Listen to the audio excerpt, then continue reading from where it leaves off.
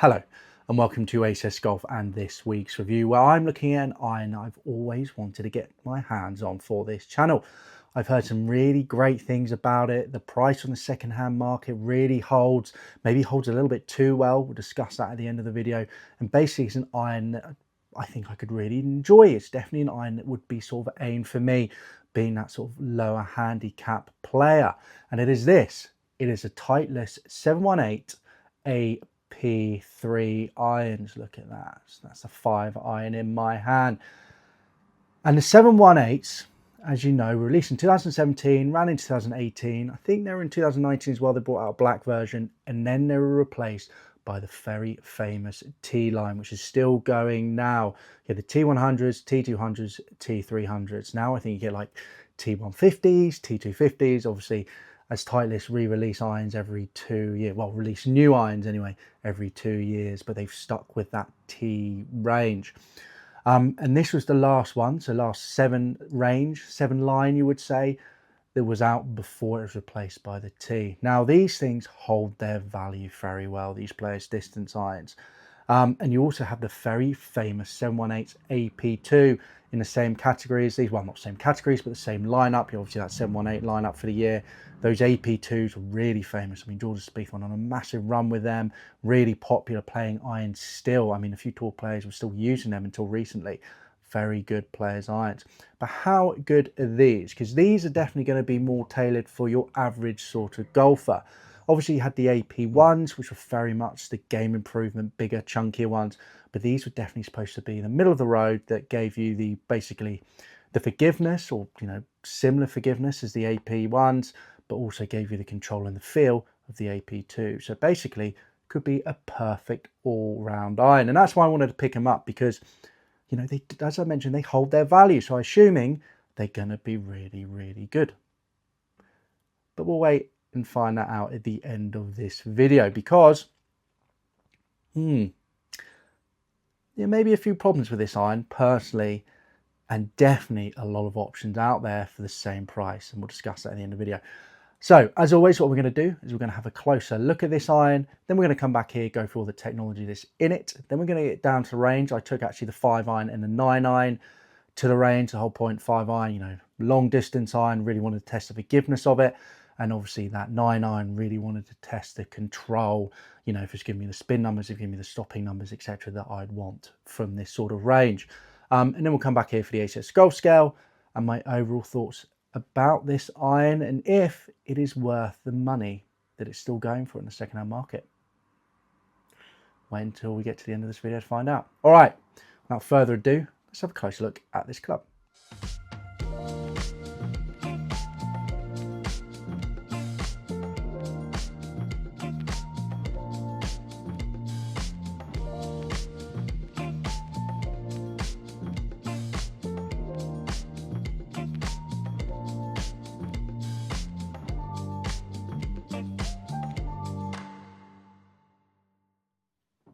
So there you go. It is a good looking thing. I mean, I definitely think these are better looking possibly than the T200s. Well, the next one up, the T200s.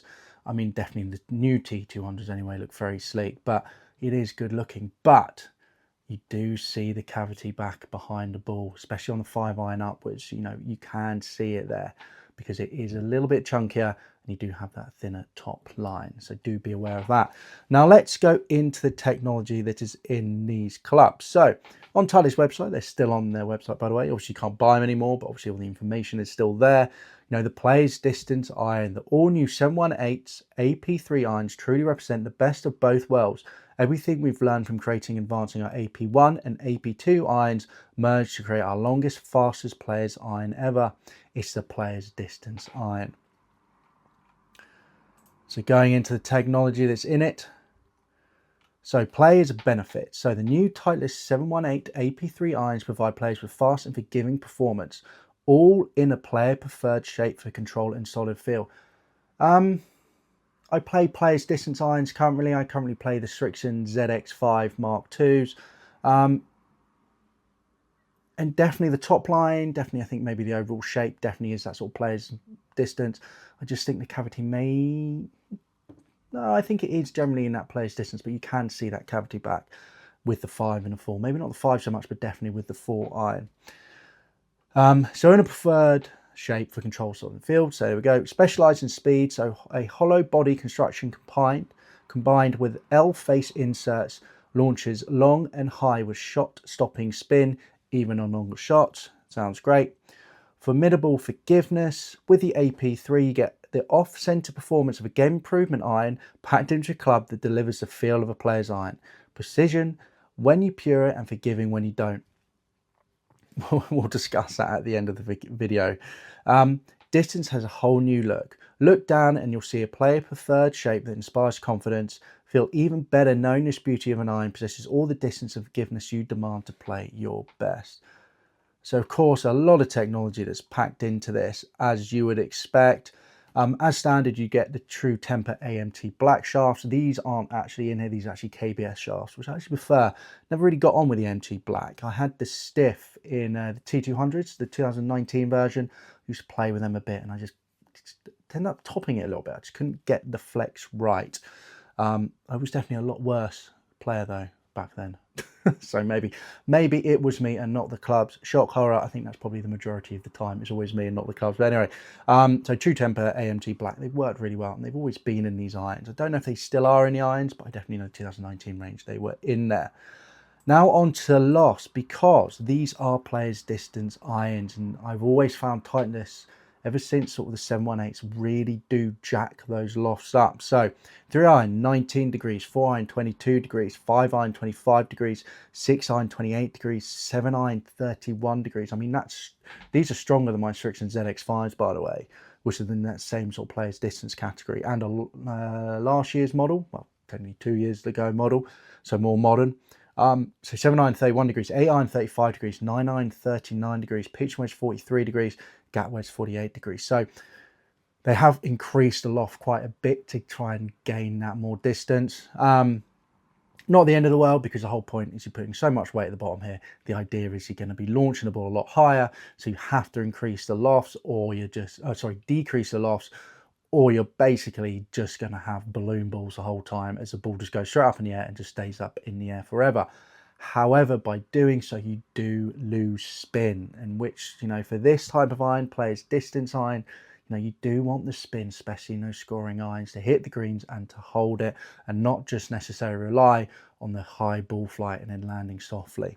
Especially if you're playing sort of, you know, in the summer, especially over here in the UK in the summer, down where I am, South London, you know, it gets dry pretty quickly, and it really is quite hard to hold the green if you don't have the right spin. Even if you're going like that, it's going to bounce and it is going to roll.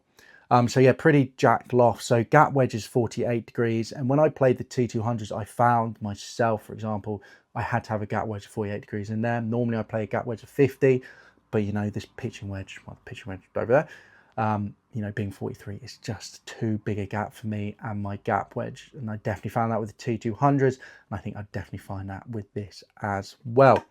But there you go. You know, obviously, you know, you can see that you can get a gap wedge maybe 48, and then maybe have a, you know, your sound wedge 54, or, you know, lower than that, maybe 52, and then a 58. You know, you can definitely work around it. It's not the end of the world, but you've just got to be aware with it. You know, I personally play a very additional sound wedge 56, and I play a lob wedge 60, so I don't want my gap wedge really below 50, or I'm going to change that whole dynamic. But all of you guys out there might have already done that, so yeah, not a worry. But there you go, those are the lofts, and that's the technology that's in this club. Now let's get down to range with a 5 iron and 9 iron. I was going to say something else there, but no, the 5 iron and the 9 iron, and then we'll come back here for the ACS golf scale. One thing I will say, which was really quite annoying, on the day when I was at the range, there was a very, very strong headwind with me. So the rollout on these clubs is a little bit more than I'd expect. However, it's still a good test, because obviously you're not going to be playing golf when it's just still weather. You're always going to have to battle the elements. So it's really interesting to see how these do in a favourable wind. All right, now let's get down to the range and throw some figs at you. So here I am down at the range with the 9-iron and the 5-iron on a very windy day, as I've already mentioned. Now let's get into those figures. So on average, I had a carry of 144 yards with the 9-iron, total distance 153 yards, ball speed 103 miles per hour, launch angle 23 and height 71 feet. Launch angle fine with this 9-iron. Obviously it is a little bit more jacked than normal, but still popping the ball up in the air quite nicely. The only thing I will say, the height wasn't exactly what I expected. Expect the height to probably be a little bit more, but I definitely think that wind affected it. It really sort of stopped the ball from rising, sort of just pushed it further away, while we had a really, well, quite long rollout, a lot further than I'd expect with this type of club. Well, hopefully with this type of club anyway. But I will say, when the wind did drop for a couple of shots, you know, then I was getting sort of carry 142 yards and total distance 146 yards, which is what I'd expect. You know, 4 yards rollout with this type of iron, you know, is probably where I would see it being. Moving on to the 5-iron, so on average I had 179 yards carry, total distance 202 yards, ball speed 124 miles per hour, launch angle 15, height 64 feet. Maybe with this I actually came out a little bit lower than I'd want. I probably want my 5-iron to launch a little bit higher, just so it has a little bit more spin, a little bit more stopping power. But obviously, as I mentioned, these clubs are quite lofted. Longest on the day was actually 186 yards, total distance 214 yards, and a ball speed of 126 miles per hour, launch angle 15, height 61 feet. But the fastest ball speed I actually managed to get was 130 miles per hour, so you really can go for these clubs. And there's the figures on the table there, just the averages of the 9 and 5-iron. Feel wise, okay-ish. Definitely not sort of players feeling irons, definitely a little bit firmer there than I'd expect. And forgiveness again, okay-ish. There were a few drop-offs when really struck quite badly. You know, 6-iron, one of them, 161 yards only carry. You know, there is a little bit of punishment in these. But as I would expect that to be fair, they are players' distance irons. You know, they're not game improvement irons at all. So there you go. Not the end of the world, to be fair. 9-iron, average 144 yards, total distance, you know, well, sorry, carry, sorry, 144 yards, total distance 153 yards. So there was a little bit of, the wind was sort of stopping it from rising, and it definitely sort of came down a little bit more, well, less steep than it probably would have done, because that wind was just pushing it.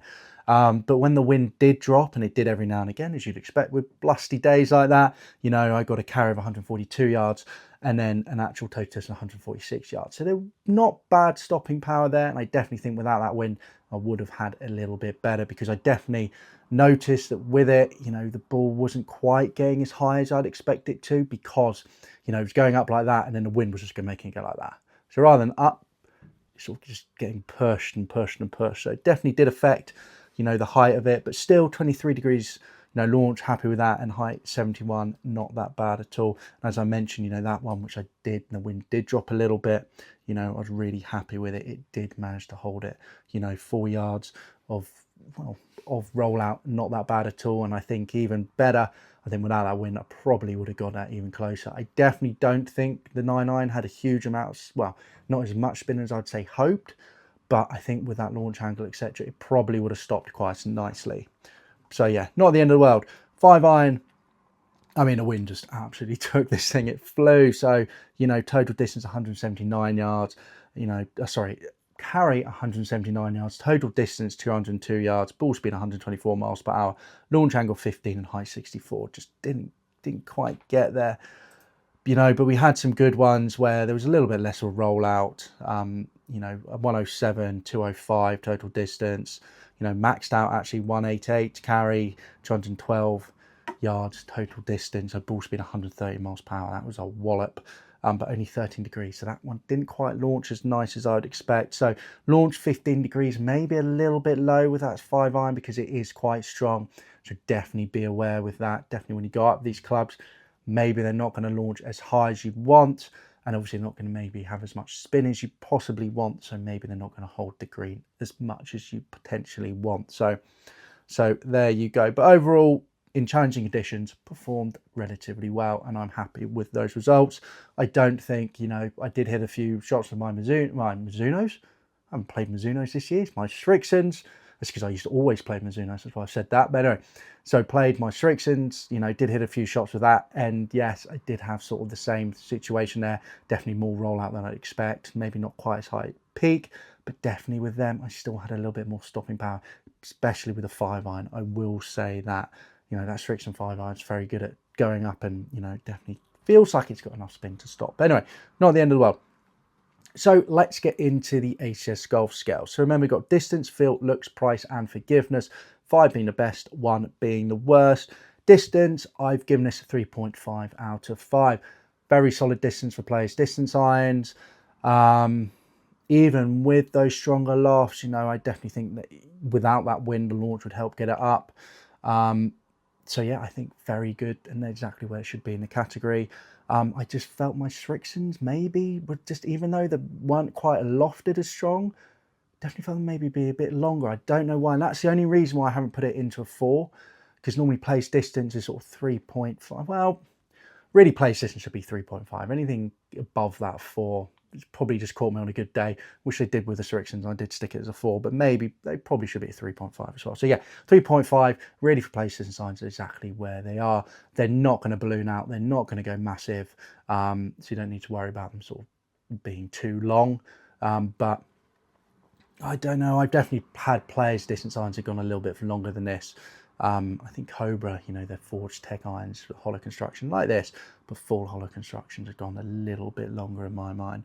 Could say maybe that's because they're newer, but anyway. So yeah, but anyway, 3.5 out of 5, decent numbers. Let's go into looks now, and we're coming back to feel and forgiveness, because obviously that's what Titleist was saying. It feels like the AP2, which is the player's iron, and there's forgiveness of the AP1, which is the game improvement iron. So we're going to leave those two last. Yes, well, you'll find out. Looks 4.5 out of 5, even though you can see the cavity back behind it when you put these, well, the more lofted clubs down. Sorry, the less lofted clubs down, you can see that cavity back. I think it's a really sharp shape. I think the top line isn't too thick. They've rounded it well. It's a very smart looking iron. So I'm giving it 4.5 out of 5. Really do enjoy the looks of these clubs, and I can understand why a lot of people still want them in your bag. They still look smart. You know, you wouldn't look at that and be like, oh, that's, you know, when 2017, you know, what's that now? Off the top of my head, nearly 8 years old. You know, they don't look 8 years old at all. They've really done well with this lineup, especially these ones. The AP ones, I think, haven't aged well, and the AP2, again, maybe not quite as well, but these definitely look quite modern still and quite slick. So yeah, 4.5 out of 5. Moving on to, well, we'll leave price to the end actually, because prices should be at the end as always. So moving on to feel. I've given this a 3.5 out of 5. It feels nice out the middle, but relatively still quite firm. Off-centered hits feel very firm. I don't think it's forged face. I know more modern clubs now, they tend to do forged face, and then they do the rest of the body as that hollow construction. But it just didn't feel that great. As I put, like 3.5 out of 5, nothing wrong with it. But I thought, you know, this is going to feel great. If you're going to feel like the AP2s, this is going to be amazing. And you read a lot of reviews out there. A lot of people say the same. It doesn't feel like a player's iron. Doesn't feel like the AP2. Definitely feels a lot harder, and definitely feels quite harsh on the off-centered hits. You can feel that where the hits are, which is great. So it's responsive. But yeah, not a great feeling iron in mine. Well, it is still a good feeling iron. It's 3.5 out of 5. That's not that bad at all. I just wanted more from it. You know, I've hyped these irons up so much in my mind. You know, I wanted these things to feel like butter. I wanted them to feel like players' irons, not just players' distance irons, and they definitely fell short.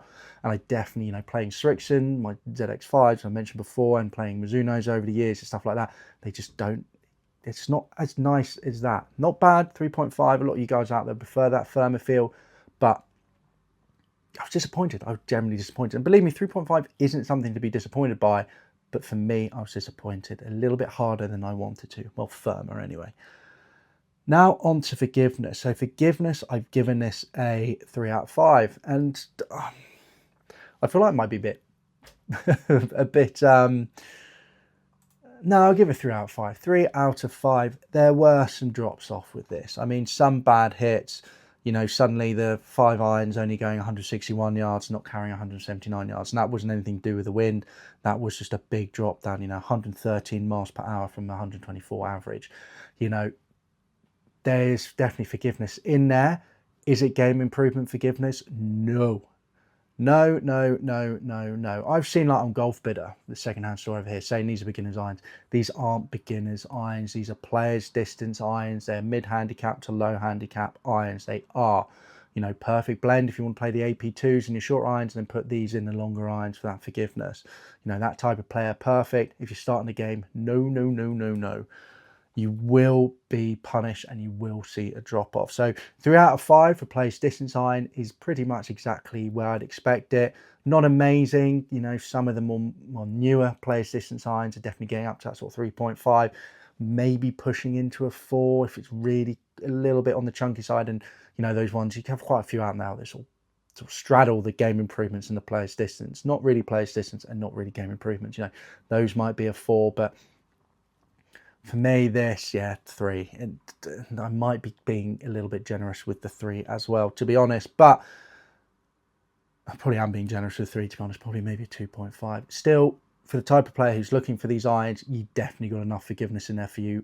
Ample amount of forgiveness in there for you. But it's nowhere near as forgiving as the AP ones they're stating, which are game improvements. No, do not believe it. You will be punished if you believe that and you're going into these as a high handicapper. So no. So yeah, 3 out of 5. Possibly could go to a 2.5 if I felt a bit harsh. So there you go. Now on to price. But before we get to price, by the way, so I reviewed the T200, one of the first reviews I actually did for the channel, the T200 2019 iron, so do check that out. It'll be very different to this video, I can imagine. Well, no, it won't be. It'll just be a lot emptier in the background than this video. Pretty much exactly the same, but anyway, the T200s. Now, 2019 version. So comparing these, distance, both 3.5, great. Feel, again, 3.5, exactly the same. You know, looks, I actually prefer this one. I said 4.5. The T200 gave that 3.5. Forgiveness, I gave the T200 2.5. Definitely the same forgiveness as this, really. So maybe, as I mentioned, this would be 2.5, or maybe that should be 3. So maybe a little bit harsh on that. But the difference is the price.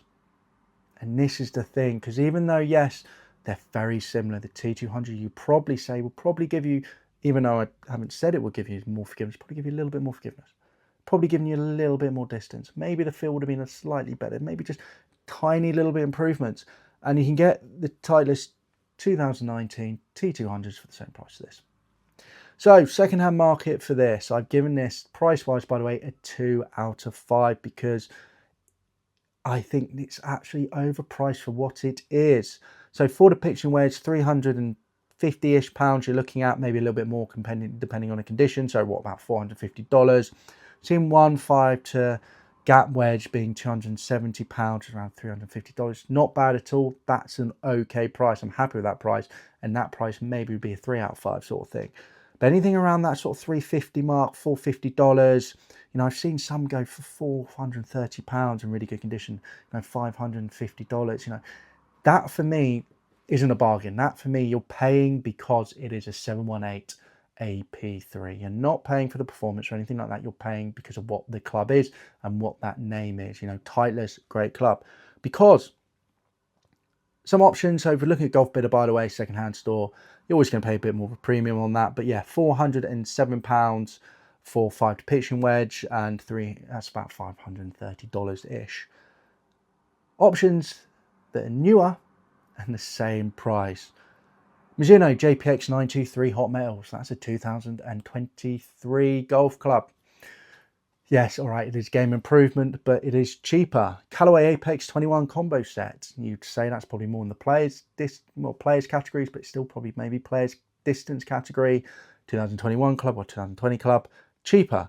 Titleist T100S, which is definitely the players, well, it's the players range, but again, has a little bit more distance. Got a lofted jack. 2021 model. Cheaper.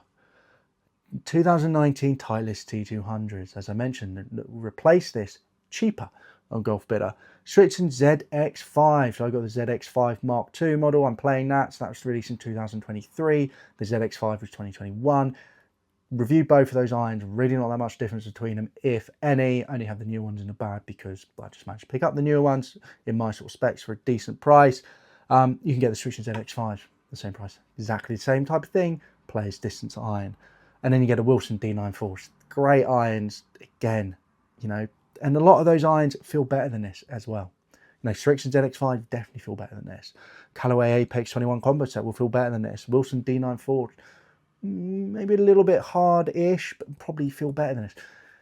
There's so many options out there. They're newer and cheaper than this. So yeah, 2 out of 5, to be honest. So let's wrap this up. Overall, is this a good player's distance iron? Yes, it is. If you're in this category, it is a good, possibly even a great distance iron. Do not get me wrong.